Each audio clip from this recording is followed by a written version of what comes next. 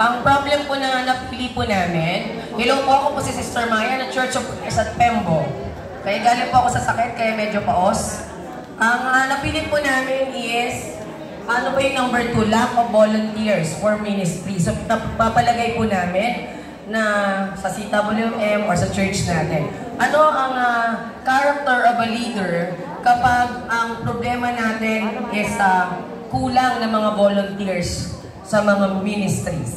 Alright? So, ito po yung unang isa po sa mga napili namin. Okay. Una ilaw. Ilaw po. Ayos. Whistle. Alright. Random na lang po muna.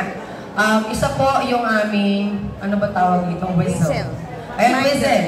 Alright, sometimes kasi po, kulang tayo sa promotion. Kulang din tayo sa pagpo-promote na meron palang mga ministries that actually need manpower o gaganap. Kaya kailangan mag-call din tayo ng attention. And for us to be able to grab an attention, kailangan natin ng whistle. Kailangan magsipag din naman tayo, i-promote din naman natin yung ating kakulangan. Skills din naman po yung pagpo-promote. So dapat po ay na-ipo-promote natin sa congregation. Right? And then, number 2, ayan.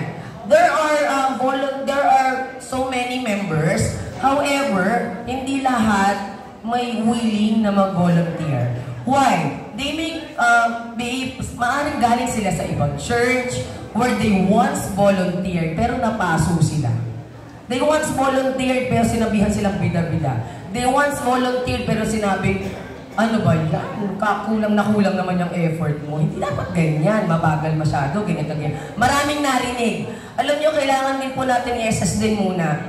Baka yung tao na yon na gusto sana natin silang mag-volunteer, hindi pa sila naghilo doon sa kapatiran nilang nagsabi ng hindi maganda sa kanilang pagsusumikap na ginawa nila dati, previously. So, ito po ay pinili po ni Sister Raquel. This is, dapat tayo as a leader, meron tayong let's help our members to heal muna. Huwag tayo agad-agad mag-assign kasi hindi pa natin inalam. Baka meron tong past experience, okay? So, let's help that member to heal first. Alright? Tapos po, ayan pa. Alright? Ito naman po yung hagdanan. Ayan, yung nasa dulo, naririnig niyo pa po ba ako? Ayan, ito yung hagdanan.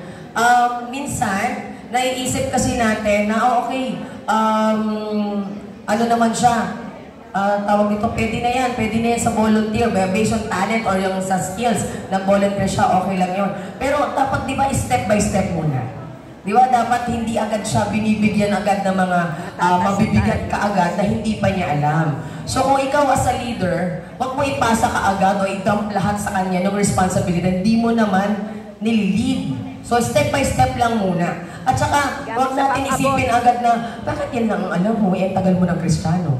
Bakit yan lang kaya mong ibigay? Ba't ganun lang yung skill level mo or yung competency mo? So, dapat abutin din natin siya. Let's meet o i-meet muna natin yung ating kapatiran na yon para siya mag-volunteer. Hindi natin basta pinipilit, step by step. Okay? And then, hindi ko alam kung para saan yung robe. Pagkatigas sa ulo, sa pilitan na lang yun. Lubidin na natin, choke lang. So, lubid po, this is the lubid that holds each other. Okay? So, dapat po, kapag po tayo ay as a leader, dapat tayo yung, ang tawag doon, tayo yung nagbubuklod, hindi nagpapahiwalay. Diba? Hindi tayo nagsisimula ng division. So, dapat meron tayong kakayahan or skills na pagsamasamahin sila or to unite them. According sa pinag-aralan natin kanina, ang strong leader has the ability to unite people in times of division. So, tali natin sila, walang lalabas. Ayan. And then, ito. So, katin po natin, ito po ay panungkat. Bakit kailangan magaling ang isang leader ng magsukat? Hindi porket ibig sabihin po na ng talent niya ay magaling kumanta. lagay na kagad daw sa music team. Di ba? May talent sa ganito, lagay na natin sa ganyan. Hindi nga nagde-devotion.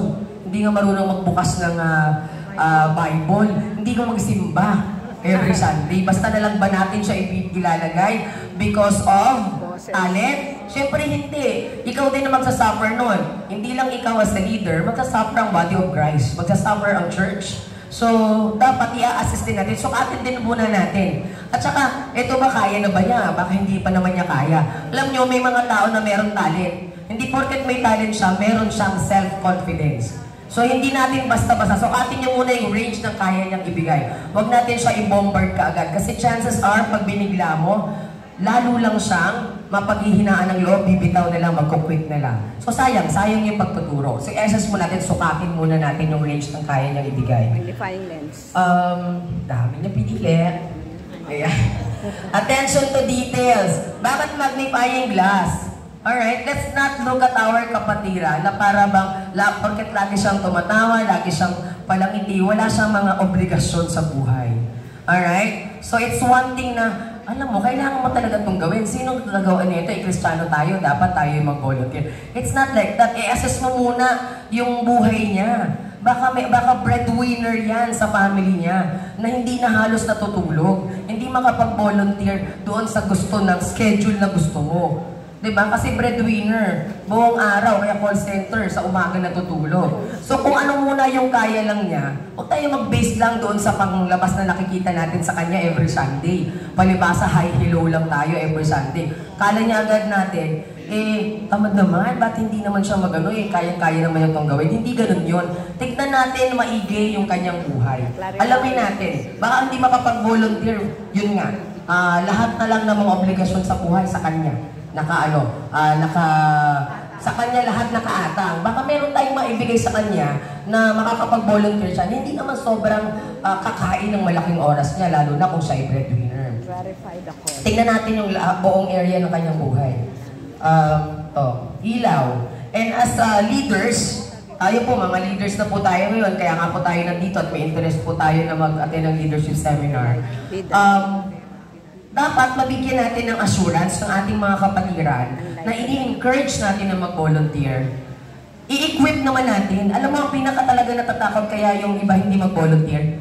Bakit di nyo naman ako turuan? Baka iwanan nyo lang ako? Baka ako nalang bahala pala sa sarili ko? Dapat, nililid natin siya, ilawan natin yung daan niya. Diba? Huwag natin siyang iwanang mag-isa doon. Dapat iilaw. Tayo yung magdadala ng ilaw sa kanya. I-journey natin siya. Hindi siya iwanan lang at sige, bahala na kayo dyan. Ikaw na, kaya mo na, figure out mo na yan mag-isa. Hindi po, i-lead po natin siya. Lagyan natin ng yung ilaw, yung kanyang daanan. Para hindi po siya natatakot mag-umpisa. Susi. Alright, susi. Para saan to?